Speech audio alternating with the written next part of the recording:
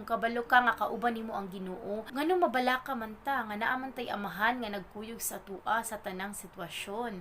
So wala tay angay ikabalaka. Mabalaka ta kung wala si God sa atong life. Pero pag kabalo ka sa imong sarili nga giuban nimo ang Ginoo sa imong kinabuhi, wala kay angay ikabalaka because God is with you.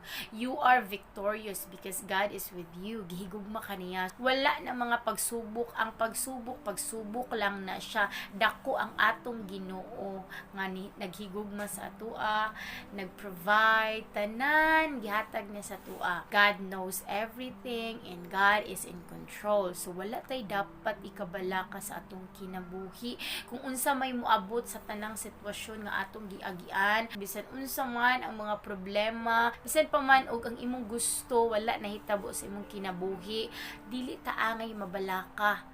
No, kay naay buhaton ng Ginoo. Ang Ginoo bisan unsa nga time kaya niya